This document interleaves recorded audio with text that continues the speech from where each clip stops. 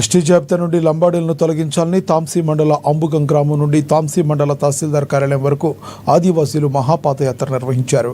మహారాష్ట్ర నుంచి వలస వచ్చి నివసిస్తున్న లంబాడాల కుల ధృవీకరణ పత్రాలు జారీ చేయకూడదని తాంసీ మండల ఎంఆర్ఓకు మెమోరాండం అందజేసినట్లు తుడుందెబ్బ రాష్ట్ర అధ్యక్షుడు గణేష్ తెలిపారు. మహారాష్ట్ర నుండి వలస వచ్చి Aadhaar card, ration card, ST కుల ధృవీకరణ పత్రాలు సంపాదించుకోవటం వల్ల మేము విద్య, ఉపాధి, ఉద్యోగ అవకాశాలు కోల్పోతున్నామని తెలిపారు. అదేవిధంగా రాజకీయ పార్టీలకు అతీతంగా శాంతియుతంగా రాజ్యాంగబద్ధంగా తమకు న్యాయం జరిగే వరకు పోరాటాలు నిర్వహిస్తామని తెలిపారు.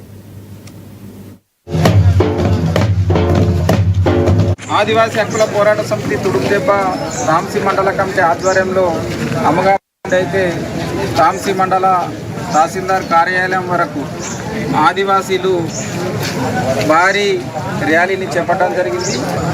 లంబాడాలకు ఎస్టీ కుల ధృవీకరణ పత్రాలు జారీ చేయొద్దని చెప్పేసి సుప్రీంకోర్టు తీర్పు వచ్చే వరకు కూడా తాంసీ మండలం కాదు తెలంగాణ రాష్ట్ర వ్యాప్తంగానే లంబాడాలకు ఎస్టీ కుల ధృవీకరణ పత్రాలు జారీ చేయొద్దని చెప్పేసి ఏకైక డిమాండ్తో ఈ రోజులు ర్యాలీగా వచ్చి తహసీల్దార్ గారికి మెమోరాండం సమర్పించడం జరిగింది.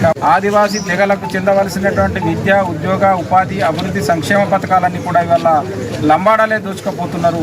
ఆ ఉద్యోగాలు దోచుకుపోవడమే కాకుండా ఇవాళ మా సంస్కృతి మీద దాడి చేస్తున్నారు, మా భూములను లాక్కుంటున్నారు, మా మహిళలను, అక్కలను, చెల్లెలను బలవంతంగా మాయమాటలు చెప్పి పెళ్లిళ్ళు చేసుకుంటున్నారు. కాబట్టి తక్షణమే వల్ల కేంద్ర రాష్ట్ర ప్రభుత్వాలు పూర్తి స్థాయి నివేదిక సమర్పించి వాళ్ళను ఎస్టీ జాబితా నుండి తొలగించాలని చెప్పేసి మేము డిమాండ్ చేస్తున్నాం.